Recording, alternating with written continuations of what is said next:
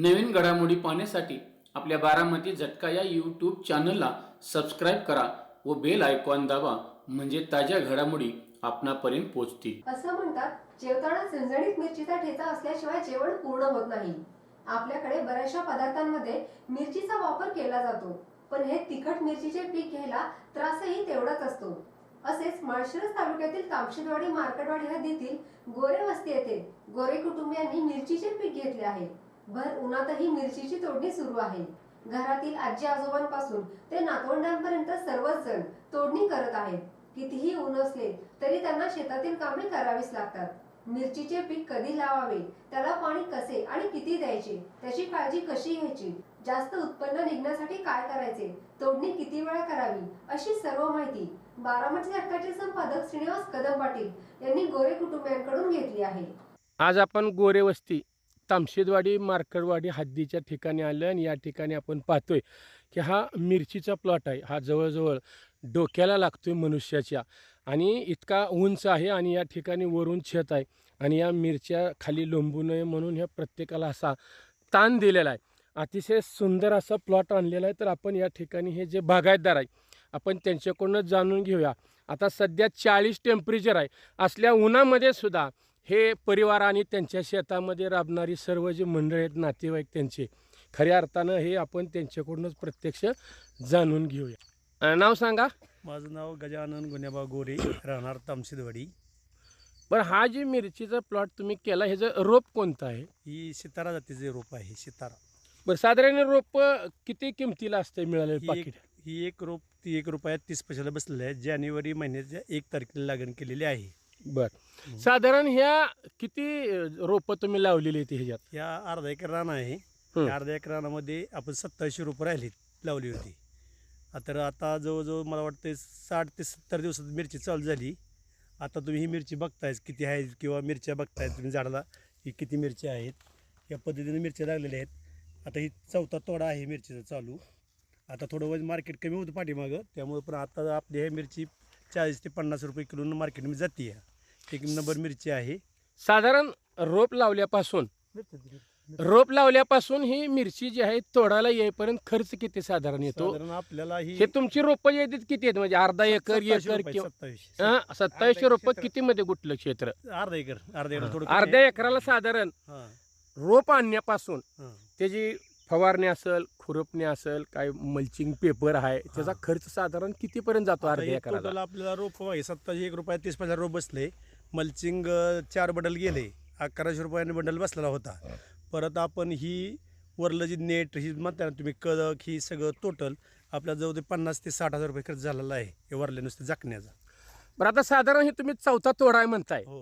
मग ह्या 3 तोड्यामध्ये साधारण दर कसा सापडला होता? आपल्याला 30 45 पर्यंत दर मिळाला आतापर्यंत. 30 पुढे विकली. म्हणजे 30-40च्या आसपास 45 काय गेले असेल. म्हणजे मिरची परवडती म्हणा की. हो, मिरची चांगली. तुम्ही एक साधारण शेतकऱ्यांसाठी काय सल्ला द्यायचा? आता कसं आहे माहिती आहे, शेतकऱ्यांनी प्रत्येक ह्या दिवसात मिरचीला टेम्परेचर असतं, काही लाभत नाही.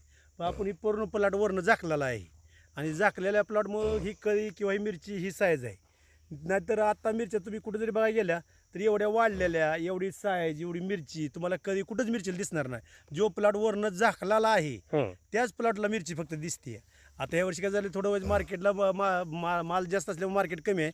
गेल्या वर्षी या दिवसात 100 रुपये किलो मिरची होती. ही आता लागली दर वाढायला, पण तरीसुद्धा आपल्याला काही तोटा करणार नाही मिरची, कारण आतापर्यंत मला 50 ते 60 हजार रुपये मिरची झालेले आहेत. आज एका ह्या तोड्याला आपला खर्च निघून जाईल मिरचीचा. इथून पुढे राहील ते नफा राहील. पण हे साधारण ह्याला फवारणी वगैरे किती होती हो? आपल्याला 5 दिवसाला आपण फवारणी करतोय लावल्यापासून. आज बघा तुम्ही, आता 1 जानेवारी लागण आहे. आज तारीख किती आहे? 25. आज 4 महिने झाला आपली मिरची चालू आहे. म्हणजे लागून झाल्यापासून 25 एप्रिल आहे. तर आपल्याला 70 दिवसात मिरची तोडा चालू झाला. पहिल्या तोड्याला आपली क्विंटलभर मिरची गावली होती. दुसऱ्या तोड्याला 3 क्विंटलपर्यंत गेली. कालच्या तिसऱ्या तोड्याला 1 टनापर्यंत गेली आहे. आणि आता 4थ्या तोड्याला वाटतंय मला 1-2 टनापर्यंत जाईल. बरं, साधारण हे जे फवारणीचं झालं, हे खुरपण वगैरे बाकीचे काय मशागत लागते घ्यायला केलं तेव्हा खुरापणी काय नाही केली, पण मटेरियल लागते. 05234 लागते, 1846 लागते. ते अतुल शेट्टी ड्रिप मधून देताय तुम्ही का? ड्रिप होतून देतोय सगळं. ड्रिप म्हणून देतोय सगळं. म्हणजे हे मिरचीचं पीक खरंच नगदी पीक आहे, परवडतंय. बरं आता मला सांगा, मिरची म्हणजे एक थोडंसं जोमणारं पीक आहे. हो आता तुमच्यासोबत महिला सुद्धा आहेत, तुमच्या धर्मपत्नी आहेत त्या, आणि मिरची म्हणलं की बायकांचे असं म्हणजे हे होतं, त्या शेतकऱ्यांनी फसवलं, काय केलं. आता मला सांगा, तुमचं नाव सांगा. सुवर्णा गजानन गोरे. बरं आता हे तुमचं मिरचीचं रूप आहे, तुम्ही सुद्धा आहे, 40 टेम्परेचर आहे, अंगातून धारा येते ते आहे, तरी सुद्धा तुम्ही ह्या मिरचीच्या ह्याच्यामध्ये तुमच्याबरोबर घरातली परिवारातली असतील, जावा सुना लिकी कोणी असलेल्या, ह्या आता हे मिरचीचं जे उत्पन्न घेतलंय त्यातून तुम्हाला काय संदेश दे वाटतंय खरं तर शेतकऱ्यांना? काय संदेश देता, एवढी उष्णता असून उकाडाही असला तरी आम्ही उन्हाचा आम्हाला तोडायलाच लागते, करावंच लागते. बरं एक बागायतदारीण म्हणून काय सांगचाल की समाजातल्या स्त्रियांनी असली पिकं घ्याय पाहिजे ती का नाही ते? घ्याय पाहिजे ती, पण कसं आहे त्याला कष्ट पण लय आहे हो, कष्ट करायला तर नको म्हणते ती. त्याला काय लय जास्त खुरपाणी दिली नाही ती आम्ही, मटेरियलला काही त्रास होत नाही, इष्टीबीनं सुटतंय, इष्टीबीनं औषध पण फवारतो आम्ही, त्यामुळं एवढंही काय नाही. बरं ह्याला आता तुमच्या कष्टाच्या मानानं दर ह्याला गावलाय का, सापडलाय का खरं? आतापर्यंत तर एवढं नाही, पण बरा सापडला. दर बरं आहे. म्हणजे ह्या मिरचीच्या जी काय कष्ट आहे, तुम्ही परिश्रम घेतले, त्याच्यातून तुम्ही समाधानी आहे का? हो आहे की. नाव सांगा. शांता ज्ञानदेव गोरे. बरं बरं. आता हे तुम्ही मिरचीच्या रानात आहे, एवढं टेम्परेचर आहे, कसं वाटतं हे काम करताना खरं? ही काम करताना सकाळी 9ला निघायचं, परत 3ला सुट्टी होती, आणि असली उष्णता, असल्या उन्हामध्ये आम्ही काम करतो, आणि दम निघत नाही, ह्याच्यात गरम होतंय जास्त, खूप उष्णता आहे ह्याच्यात, वारं लागत नाही कसलं. आणि शहरातल्या बायकांना वाटतं आम्हाला स्वस्त भेटावं, पण इथं आम्हाला लय कष्ट करावं लागतंय. म्हणजे शहरातल्या बायकांनी ही कष्ट बघावं बघा यावं शहरातल्या आणि बायकांनी कशी मिरची लागवड जरी करते. मागली हा. तरी त्यांच्या नाकाला झोंबू नये, असंच ना? हा. हा, नाव सांगा. रेश्मा रामदास उतर. बरं आता ही जी मिरच्यामध्ये जे काम करताना खरं कसं वाटतंय खरं तुम्हाला? काम करताना भारी वाटतं, पण ऊन लय लागतं या कष्टाशिवाय आम्हाला पर्याय नाही दुसरा, कष्ट कष्टाशिवाय. करावं लागतंय. बरोबर. आता हे मिरच्याचं जे आहे हे आता तुम्ही आता सांगितलं की कष्टाशिवाय पर्याय नाही, मग ह्याला दर जर नाही चांगला मिळाला तर मग शेतकरी नाराज होतो का कसा? होतं की.